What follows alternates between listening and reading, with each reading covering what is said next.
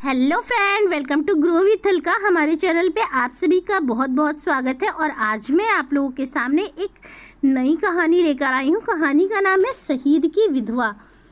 वो एक 24 वर्ष की खूबसूरत सी लड़की दिखाई पड़ रही थी, जिसके तीखे नाक नक्श थे और आंखें पथराई हुई दिखाई पड़ रही थी। वो बाहर चौखट से सटकर खड़ी थी और एकटक उस आंगन को निहार रही थी, जहां उसके घर के किसी सदस्य की अंतिम यात्रा की तैयारी हो रही थी। पूरे घर में मातम फैला हुआ था और घर के सभी सदस्यों के जोर जोर से रोने की आवाजें आ रही थी। मेरे कदम इन दृश्यों को देखकर वहीं पे रुक गए और अनायास ही भीड़ का हिस्सा बनने के लिए चल पड़े। उस घर के सामने वाली लाइन में एक परचून की दुकान थी। मैं वहीं जाकर रुक गई और दुकानदार से पूछा क्या हो गया है। तो उसने बताया वो घर एक सिंह बाबू का है और उनका इकलौता बेटा आर्मी में था। बॉर्डर पर एक हमले में शहीद हो गया और उनके शव को सरकार और आर्मी के कुछ नुमाइंदे लेकर आ रहे हैं। वो जो लड़की दरवाजे की चौखट पर टिक कर खड़ी है, उसका नाम ऋचा सिंह है।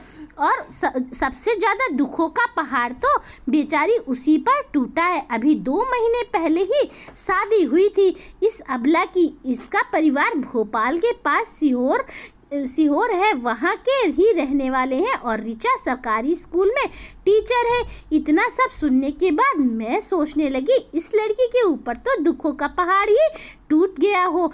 मैं चूँकि मोहल्ले में नई आई थी तो अकेले ही रहती थी। मेरे वहाँ किसी से ज़्यादा पहचान नहीं थी, इसलिए थोड़ा अलग हटकर मैं वहीं खड़ी रही। इसी बीच वहाँ पर सेना की गाड़ी आ गई और उसमें से शहीद के पार्थिव शरीर को उतारा जाने लगा। अचानक वो लड़की दौड़कर पहुंची और लिपटकर रोने लगी। तभी कुछ महिलाओं ने उसे उठाया और किनारे किया।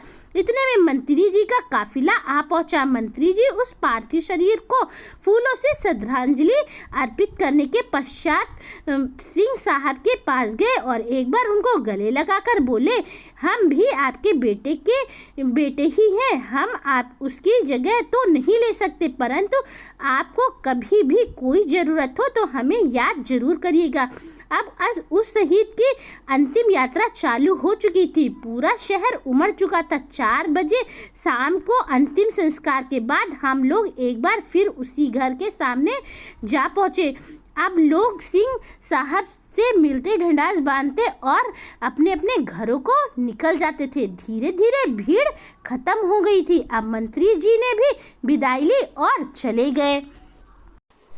सिंह साहब के घर से सारे लोग विदा हो चुके थे। मैं भी उसे विदा लेकर अपने घर आ गई। उन्हीं के सामने वाली लाइन में थी। घर आकर मैं अपने आप को मानसिक रूप से थकी हुई महसूस कर रही थी। थकान मिटाने के लिए मैं किचन में गई और चाय बनाने लगी। चाय लेकर बरामदे में बैठ गई। मैं सोच रही थी हम हिंदुओं के घर में अंतिम संस्कार का कार्य कितना कठिन होता है। इस पूरी प्रक्रिया को निपटाने में कितने लोगों की आवश्यकता होती, लेकिन सिंह साहब के यहाँ कुल 3 लोग ही हैं, जिसमें सिंह साहब को अपने शहीद पुत्र को मुखाग्नि देने के चलते छुरी लोटा लेना पड़ता है और जिस कारण वो बाहर से आ नहीं सकते। अब बचे 2 महिलाएं और रिश्तेदार भी 1-2 दिन बाद ही आने चालू होंगे। इन्हीं बातों का ख्याल करते हुए शाम हो गई। फिर मैं शाम को टहलने निकल गई, लेकिन मेरा मन कहीं नहीं लग रहा था। अब मेरे दिमाग में एक बात और आने लगी। भारत देश में शहीदों को 2 दिनों तक नेता मंत्री जनता मीडिया याद करते नहीं थकती, लेकिन उसके बाद उनकी सुध लेने वाला कोई नहीं रहता है। मैंने अपने मन में एक फैसला किया कि ऐसा नहीं होने दूंगी और सिंह साहब और उनके परिवार को यथासंभव सहायता जरूर करूंगी। और मैं इतना प्रण करके अपने घर आ गई। सुबह सुबह मैं सिंह साहब के घर पहुंची और उन्हें प्रणाम करते हुए कहा कि मेरा नाम अलका है और मैं अपने सामने वाली लाइन में रहती हूँ। मैं पेशे से सॉफ्टवेयर इंजीनियर हूँ और मैं सरकारी दफ्तरों में कंप्यूटर का रखरखाव करती हूँ। आपके घर में विपदा आन पड़ी है और मैं उसे मिटा तो नहीं सकती, लेकिन मेरे लायक कोई सेवा हो तो मुझे बताने का कष्ट करें। आपके पुत्र जैसे लोगों के चलते हमारा देश हमारा भारत देश हम जैसे निवासियों को सुरक्षित करता है। मैंने अपने सारे काम सभी आगे के लिए टाल दिए हैं। और इतना कह के मैं उनके सामने बैठ गई। सिंह साहब ने बड़ी गौर से देखा और और देर तक सोचने वाली मुद्रा में बैठे रहे। फिर कुछ देर बाद सोचते हुए बड़े अनमने मन से बोले, हमारे हाल में छोड़ दीजिए, हम पर तरस खाकर कृपया भगवान के लिए हमारा उपहास न उड़ाइए। उनकी बातों को सुनते हुए मैंने देखा कि उनकी पत्नी भी बाहर आकर खड़ी हो गई। मैंने उनकी तरफ देखते हुए कहा कि मेरे मन में किसी तरह का कोई स्वार्थ नहीं है। मैं आपके पुत्र का कर्जा उतारने आई हूँ। मेरी तरह के लोगों पर आपके पुत्रों के बहुत ही कर्जे हैं। और यह कहते हुए मैं फिर उसी स्थान पे बैठ गई जहाँ मैं पहले बैठी हुई थी। मुझे वहाँ बैठा देखकर सिंह साहब और उनकी पत्नी आपस में कुछ चर्चा करने लगे।